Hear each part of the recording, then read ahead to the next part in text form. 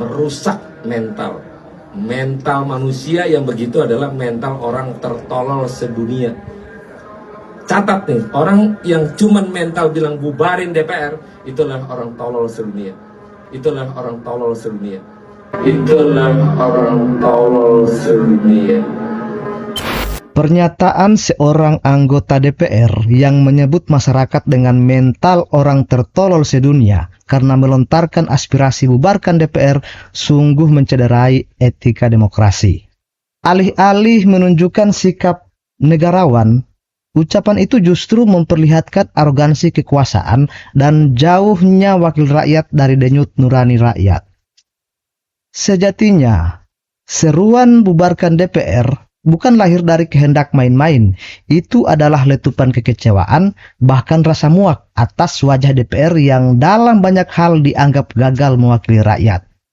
Kita semua tahu, kepercayaan publik terhadap DPR kerap berada di titik rendah. Lembaga ini berkali-kali muncul dalam survei sebagai institusi yang paling tidak dipercaya masyarakat. Alasan masyarakat pun beragam, mulai dari kasus korupsi berjamaah, pelemahan KPK yang disahkan DPR, lahirnya undang-undang yang dianggap lebih pro-elit daripada pro-rakyat, hingga gaya hidup sebagian anggotanya yang jauh dari realitas penderitaan masyarakat.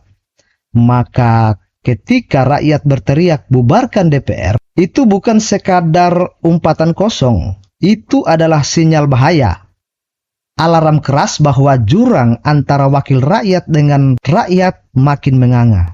Sayangnya, kritik keras itu tidak dijawab dengan refleksi, tetapi dengan makian balik. Rakyat yang bersuara dianggap tolol, ironi yang sangat pahit dalam demokrasi kita.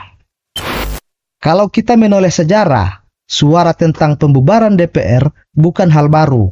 Soekarno pada 5 Juli 1959 mengeluarkan dekret presiden yang salah satu isinya membubarkan DPR hasil pemilu 1955. DPR saat itu dianggap menghambat jalannya pemerintahan karena menolak RAPBN usulan pemerintah. Bung Karno menilai lembaga tersebut tidak lagi sejalan dengan kebutuhan bangsa.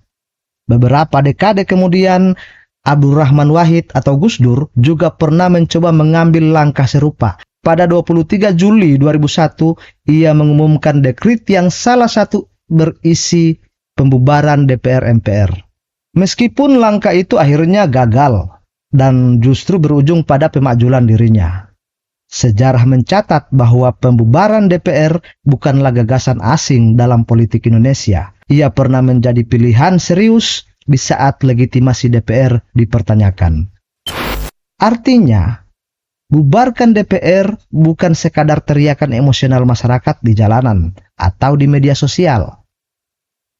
Ia punya bobot sejarah. Ia pernah lahir dari konteks politik yang penuh krisis. Maka, ketika rakyat hari ini menyerukan hal yang sama, mestinya itu dibaca sebagai tanda bahwa ada yang salah, bahwa kepercayaan publik sedang terkikis habis. Pernyataan seorang anggota DPR yang menegaskan mau hujat sampai mampus juga nggak apa-apa. DPR tetap berdiri sampai kapanpun tidak akan berubah. Ini jelas mencerminkan sikap arogan dan kebal kritik. Pernyataan itu justru mengkonfirmasi mengapa rakyat semakin muak. Demokrasi kehilangan maknanya jika kritik hanya dijawab dengan caci maki balik, bukan dengan perbaikan. Memang benar, secara konstitusional DPR tidak bisa bubar hanya karena suara rakyat di media sosial. Ada mekanisme hukum yang mengatur, namun legitimasi politik bukan hanya soal hukum. Ia juga soal kepercayaan. Ketika rakyat kehilangan kepercayaan, mandat politik pun runtuh. Dan tanpa mandat rakyat, DPR akan menjadi bangunan kosong, hanya berdiri secara fisik, tetapi hampa secara moral. Disinilah letak persoalan. Suara bubarkan DPR adalah refleksi dari krisis legitimasi. Rakyat sudah muak, bukan karena rakyat tolol, tapi karena rakyat sudah terlalu lama merasa dihianati.